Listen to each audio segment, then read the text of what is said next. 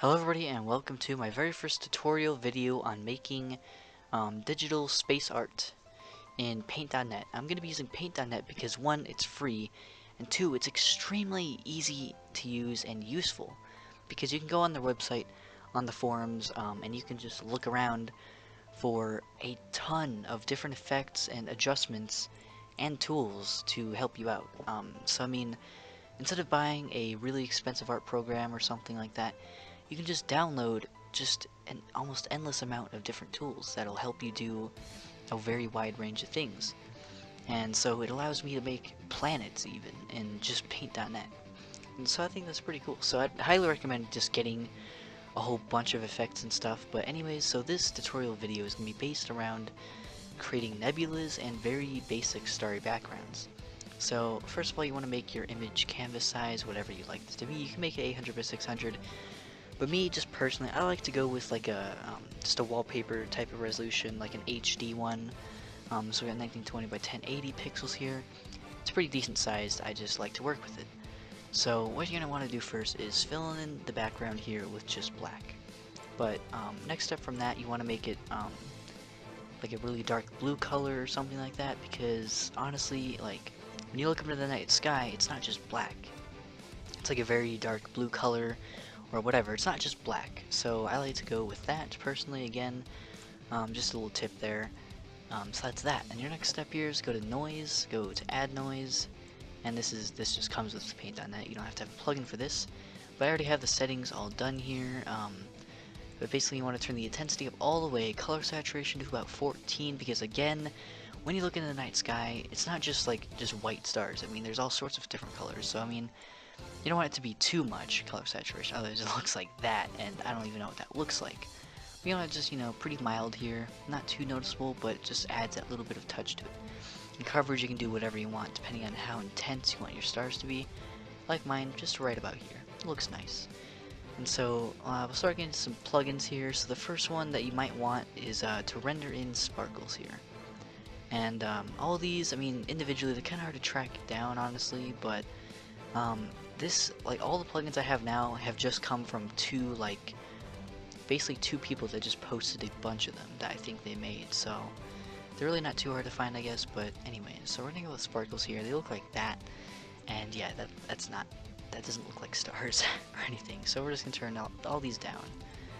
I'm not sure why these settings didn't save. The others did, but whatever. So let's turn this stuff down here. Brightness threshold, turn that down a bit. Maybe turn that up a little bit. You can just mess around with this as much as you want, but as you can see, we have some bigger, brighter stars here. But you can do whatever you want. I'm just gonna add a little bit more. Turn that down a little bit and make that go down a little bit. Right there looks about perfect, so we're just gonna go with that. And one more final step to making just a really nice starry landscape here. Oh, don't turn on that. You can go to Stylize, and there's a plugin called Starglow that just makes it, well, Starglow, basically. So, I'm not sure if these settings are correct to what I want. No, that's a bit too much there. But as you can see, it does look, it looks nice. It gives it a Starglow. But, you can turn this down and up and whatever you want. You can also make different rays and stuff. Black just messes it all up. It, I'm not really sure what it does, but it just messes it up. So don't ever turn on black. But basically, that's that. I'm just gonna turn the minimum up a bit. I'm not really sure how these values really work, but basically you just want to mess around with this slider and also the radius slider. So let's see if it'll actually render the new settings in. That looks about good, so we'll just render that in. That takes a little bit, but it's not too bad. But as you can see, it just adds a star glow to all of these major stars here, as well as some really tiny ones in the background. Basically, anything, oh gosh, wrong tool. Basically anything that's just a white pixel here, like this is from the add noise, it just added in a pure white pixel. So star glow affects that as well. So it looks pretty neat. But now we're gonna finally get onto the actual nebulas here. So in terms of color, it doesn't really matter, honestly. It just depends on what color you like. But if you're going for a more realistic nebula color, you're going to look into the brownish colors, as well as maybe some of the blues and purples, and greens. Not really as much, but I mean, of course, you can do whatever you want. So your primary color here want to make that whatever you want again, but you want the primary to be a lighter color, so I'm gonna make it like around this, maybe a little bit of reddish color in there as well. The secondary you want to either be black, or you want it to just be the same color but really dark. You can do whatever, but I like to go with the really dark version as well. But yeah, so first of all, we're gonna add in a new layer. That's very important because you're gonna need to like be able to customize this layer individually. So you're gonna render in some clouds here. This doesn't need a plugin; it just comes with Paint.net. But when this window pops up, you just want to turn the scale up or down. Doesn't really matter. Again, this is up to your preference, but my tip is to make it like this. And the roughness, this is way too rough. Like, you want clouds to be soft. Nebula clouds, you know, whatever. Any type of cloud is like, you know, it's softer. Turn the blend mode to difference, and then press OK. And after that's done rendering, you do Control F, and you can re-render the clouds, overlap them, whatever you want to use, or whatever it really does, I guess, enough times to where it just looks like something that you want here. So that actually looks pretty cool. I'm gonna go with that. It just has like all these little veins in it and stuff. It looks pretty cool, so I'm gonna go with that. So after you have that all done and rendered, you go to that layer, properties, you turn this to glow. So already it's actually looking really cool. You can experiment with different things here, different modes, but glow tends to work the best. And then just turn the opacity down until you can see like most of the stars in the background. So it just looks like that. It's very faint. And you can make nebulas however complex or simple as you want. You can just add layers. You can just change the clouds themselves. And I'll make more tutorials in the future about how to make more advanced nebulas. But this is just basic. It just sort of goes in with your background for whatever you want in the foreground, whether it be planets or galaxies or whatever you want.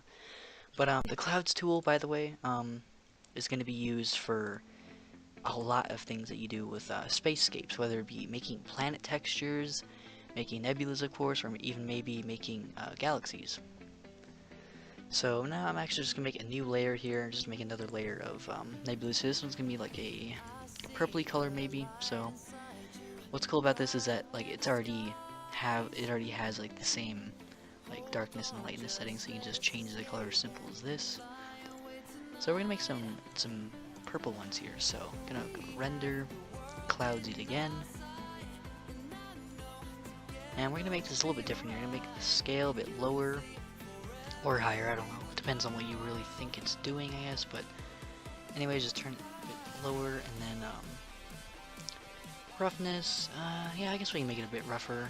Difference the same, and then just render these in, and then Control F to get a really nice looking texture here. That one, let's look a bit more here. That one looks pretty cool, but let's see, that one looks nice. So we're just gonna do the same thing with this glow, and then again, ooh, that's looking nice. Again, turn down the opacity though, so it just fits right in with that other one. And also you can just switch these layers, whichever one looks cooler. I like it with the brown over it actually. I'm going to turn the opacity of this just up a little bit. As you can see as well, the stars in the background sort of conform to that color, so it just looks really nice, especially if you have used the sparkles, then you can definitely see that, and it just looks really nice. So there you have it. There's some just basic nebulas here. It looks pretty cool, and it can really add a lot of effect to any of your space scenes. And you can also use this for anything. You can use this for other pictures, for whatever you want. So I mean, it's a really cool thing to learn and know how to do.